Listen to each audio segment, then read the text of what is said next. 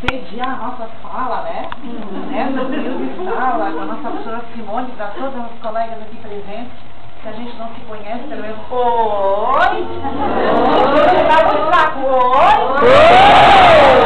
Então, a todas, né, como disse a colega ali, a Célia, as mães, as que serão, as que já são vovó, e as que não têm filhinho, mas de repente tem uma humanidade toda de filhinhos, né? Então, que a nossa Senhora, que Deus abençoe cada um, derrame as bênçãos, para que a gente saia daqui mais fortalecidos, né, dentro do coração da gente, sabendo que quem governa, quem manda mesmo, quem é forte, somos nós mulheres. Somos nós.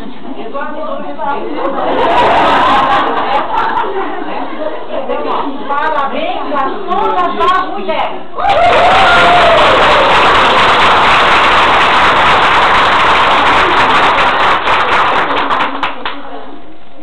Muito bem.